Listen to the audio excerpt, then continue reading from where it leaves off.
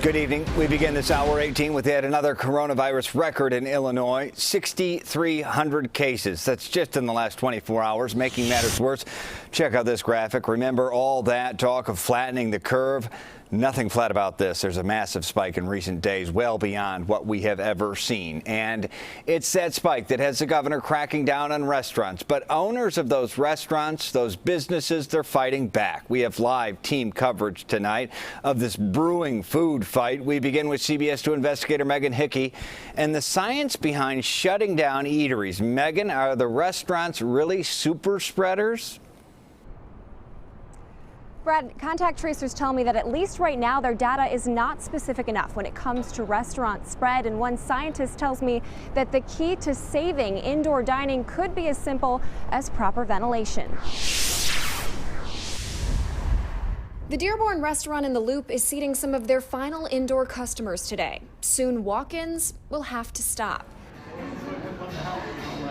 The state's Department of Public Health says contact tracers have found workplaces, schools, and bars and restaurants are the top 3 areas of possible exposure for known cases.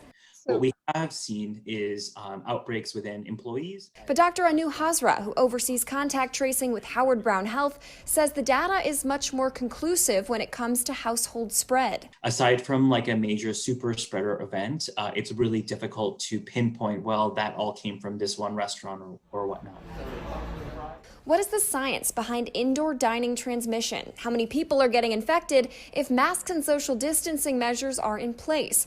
We took that question to atmospheric chemist Jose Luis Jimenez, who led a team of scientists from the University of Colorado to produce the COVID airborne transmission estimator. Some restaurants have more ventilation, some restaurants have less ventilation. Jimenez said from an airborne transmission perspective, closing indoor dining will help. But he says restaurants shouldn't be singled out apart from other indoor interactions found in stores or gyms, for example. He says these tiny carbon dioxide detectors found on Amazon for less than $200 could be a game changer for the future of indoor eateries. And this tells you how much exhaled air is there. A reading in the 600 to 700 range would mean you're inhaling less air that's exhaled by other people, a key part of airborne COVID-19 spread. And that's how we could decide what to close and how much to close it more intelligently.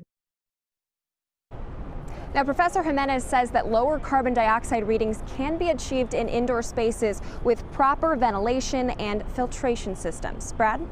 Megan, restaurants, again, hit the hardest, seemingly. If they've all said this, it's all about the data.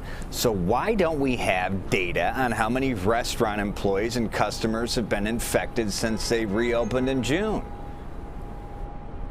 Well, Brad, that data right now is at the center of a Freedom of Information Act battle. The Fulton Market Association actually requested that data from the city. They did not comply within the allotted amount of time. The AG's office got involved, and now they have a 7-day deadline to get that specific data to the city. All right, let's see it. Megan Hickey, thank you.